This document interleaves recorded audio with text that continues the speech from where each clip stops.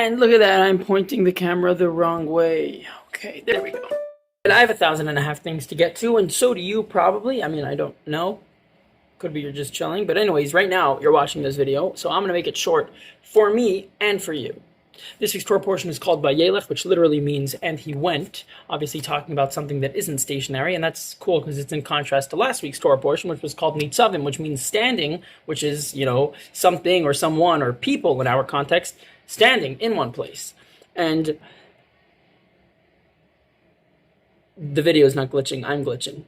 These Torah portions and next week's Torah portion all occur on the last day of Moses's life. Moses's life in a physical body, in the physical world that we know. And he's really talking to us and giving us his final last words. In particular, in last week's Torah portion, he was reminding us of the covenant that we have with Hashem and telling us about this contractual and essential relationship that each of us has with God. And on some level, last week, which was called Nitzavim, meaning standing, was referring to God's side of the deal, so to speak. God who is standing, so to speak, because God is unchanging.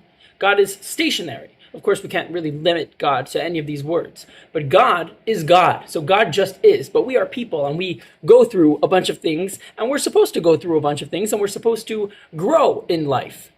So we are more on, like in this week's Torah portion, the ones being spoken about, which is this idea of going and moving. But anyways, it's actually not at all what I had in mind to say right now when I pulled out this camera and promised myself that I would make this quick. So let me make it quick. God tells Moses that eventually, when we are not going to follow the Torah, we are going to land ourselves in some troubling times. And when these troubles befall us, we're going to say, oh, it's because God is not among us. Because as Hashem was telling Moses, I am going to hide from my people. I'm going to put them in a setting in which they feel that I'm not with them and that they're just bound to whatever laws of nature and whatever circumstances they find themselves in. And literally the words of the pasuk, I'll read them to you. I have a chumash right here. Actually, you know what? I'm not going to read it. But we say, is it not because Hashem is not among us that all of these troubles have befallen us? Something along those lines. You're, of course, more than welcome and, in fact, encouraged to learn it yourself. And in the Hasidic dimension, the Baal Shem Tov tells us that sometimes, or I would say oftentimes, because we are blind to our own faults, we don't fix them. And when it comes time to fix our own faults, and if we have never acknowledged the fault, you know what Hashem does? Hashem shows us that issue in someone else. So we'll notice someone else has a serious problem when, like, that guy, that person, you know? Hopefully we're smart enough not to talk about that, to say Lashon Hara, but we think in our mind, like, wow, that guy has a serious issue. But really, the reason we're noticing that is because we have the issue. That's what this pasuk is saying in the Hasidic dimension. What were the words? Is it not because Hashem is not among us that all these evils have befallen us?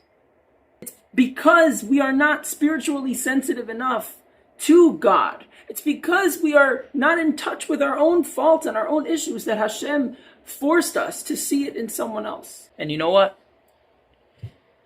It's because of a lack of godliness, a lack of being in touch with the godliness in us, that we can possibly even find evil in someone else. So, here's what we need to do. First of all, we need to know this, so that if we see a problem in someone else, we should really examine in ourselves what's going on. And we really, hopefully, shouldn't see issues with someone else, because we should be working on ourselves, and especially we should be working on the love that we have for our fellow. We need to love. We just crowned God as the king, Rosh Hashanah, the king of the world. We can't just say, oh, we want you to be king. We need to be together. We need to be a nation. A king needs a nation. So we must be united. We must love one another. And this should start with us, the Jewish people. We must have love for one another. A tremendous amount is not even a good word. It shouldn't be an amount. It's just an intrinsic love. We are really one. And we must tap into this. Live with more joy and more love. And study more Torah. And do another mitzvah with more passion.